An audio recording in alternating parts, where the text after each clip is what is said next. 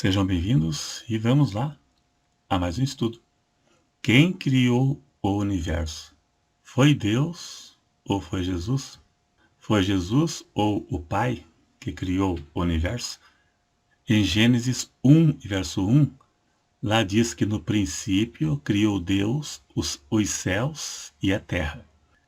Em Colossenses 1, verso 16, se referindo a Jesus, lá diz que porque nele foram criadas todas as coisas que há nos céus e na terra, visíveis e invisíveis, seja tronos, dominações, principados, potestades. Agora veja, tudo foi criado por ele e para ele, se referindo a Cristo. Podemos ver que nos atos da criação, vemos a presença da Trindade. As três pessoas da Trindade, o Pai, Filho e Espírito Santo, testificam numa. Isso provamos em vários lugares da Bíblia, a começar pela criação. Em Gênesis capítulo 1, no verso 1, lá diz que a terra era sem forma e vazia, e havia trevas sobre a face do abismo. Agora veja, e o Espírito de Deus se movia sobre a face das águas. Veja, no princípio, o Espírito de Deus. Espírito com E maiúsculo. Se refere ao Espírito Santo. Toda vez na Bíblia que você ler Espírito com E maiúsculo, se refere ao Espírito Santo. E o E minúsculo pode ser qualquer outro espírito.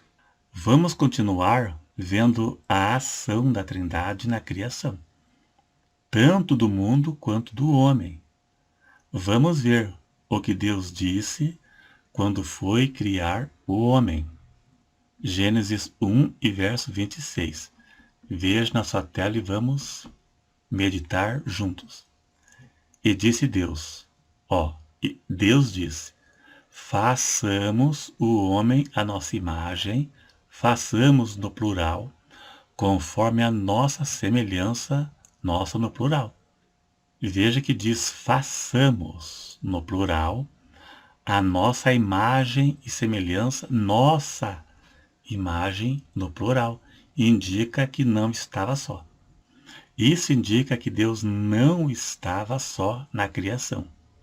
Isso deixa claro quando a Bíblia diz que Jesus criou todas as coisas, e diz que Deus criou todas as coisas, e o Espírito Santo se movia sobre as águas, isso mostra que a criação de todas as coisas foi feito pela Trindade.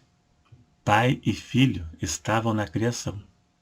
As três pessoas testificam numa, senão haveria três deuses. Jesus disse que eu e o Pai somos um em unidade, mas são duas pessoas distintas. No verso 27, volta para o singular.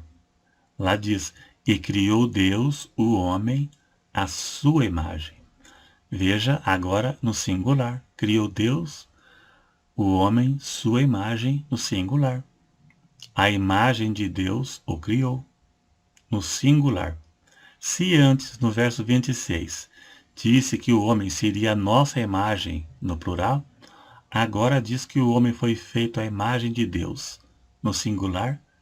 Então, deixa claro que Jesus e o Pai são uma pessoa em unidade, mesmo sendo duas pessoas distintas.